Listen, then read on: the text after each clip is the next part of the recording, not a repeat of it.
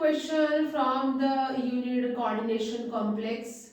Normally we are provided with the coordination complex and the various question, oxidation state, coordination number, magnetic behavior, or whether it is a inner complex, outer complex, geometry and hybridization will be asked. So in this question we ask about the type of hybridization, magnetic moment value and type of the complex कि whether it is inner और outer, और हमने use क्या करना है, repeating balanced bond theory हमने use करनी है।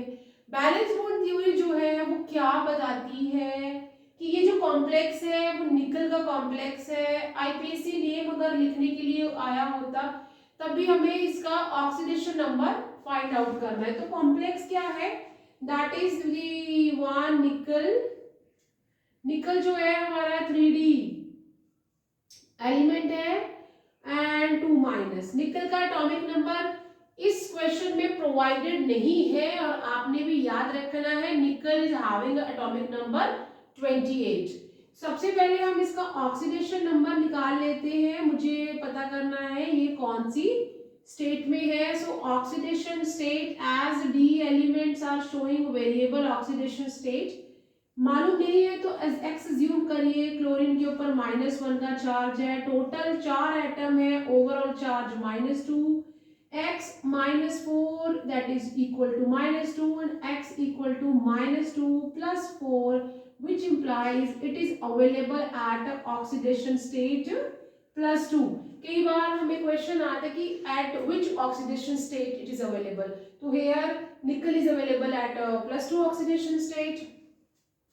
निकल का जो एटॉमिक नंबर है that is 28 and electronic configuration eight ground state would be 4s2 and 3d8। ये इसकी एटॉमिक स्टेज पे मैंने कोई चार्ज नहीं लगाया है। एट आयनिक स्टेज 2+ पे है, then it will lose the electron from 4s 0 हो जाएगा एंड 3d8। सो अगर हम इसको जो पिक्टोरियल रिप्रेजेंटेशन दे, then how we will write the nickel at second stage, that is हमारा जो 3D है, जो उसमें कितने इलेक्ट्रॉन्स हैं 3D में, how many electrons are here 8। तो Hund rule and aufbau rule से हमने फिलिंग करनी है। So we will fill 1 and 2 3 4 5, then pairing will start 6 7 8। यहाँ पे जो 2 इलेक्ट्रॉन है वो अभी अनपेयर है, उनके पास कोई भी पेयरिंग नहीं हुई है। It is having a chlorine. Chlorine यहाँ पे लीगेंड है और क्लोरीन कैसा है, it is a weak field ligand. Weak field है, वीक फील्ड लीगेंड है। So it will not pair this unpaired electron को पेयर नहीं कर पाएगा। टोटल यहाँ पे 4 एटम है क्लोरीन के, तो 4 लोन पेयर आने वाले हैं। तो in order to accommodate this 4 lone pair of the ligands, what it will do कि ये जो हमारा 3D है ये तो ऐसे ही रहेगा 3D 1 2 3 4, 4s है इसके पास और ये 4p, क्योंकि एक बार अगर जो 4 हमारा ऑर्बिटल स्टार्ट हो गया है, 4 नंबर आ गया है, तो 4s 4p even 4d is there. तो हमने यहाँ पे ये सिंगल इलेक्ट्रॉन पहले इस तरह भरे होंगे और यहाँ पे इस तरह से पेयरिंग हो गई। ये 3D है, ये 4s है और ये 4p है।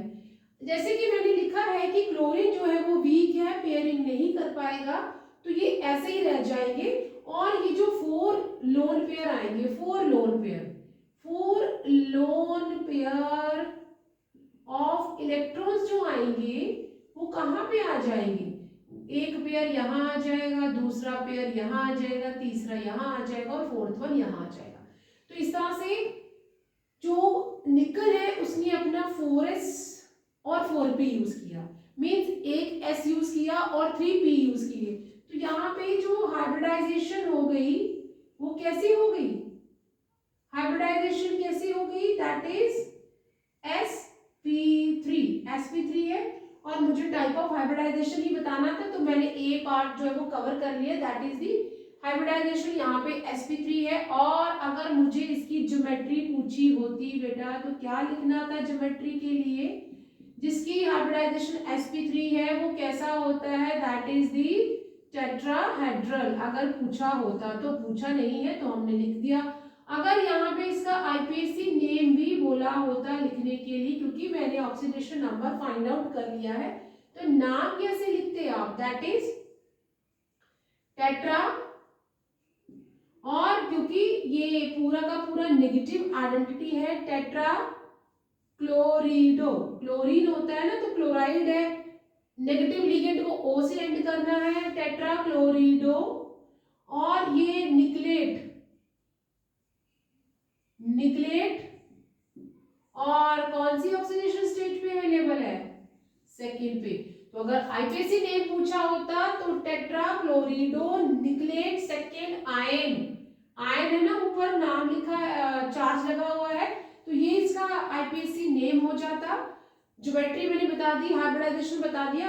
अगर क्वेश्चन 5 मार्क्स पे आता है find out the oxidation state, तो ऑक्सीडेशन स्टेट हमने यहाँ फाइंड आउट कर ली, हाइब्रिडाइजेशन हमने यहाँ फाइंड आउट कर ली, ज्योमेट्री हमने बता दी। इस क्वेश्चन में मुझे ज्योमेट्री के बारे में नहीं बोला, but how we can find the geometry, आईपीएससी नेम अगर हमने लिख दिया है।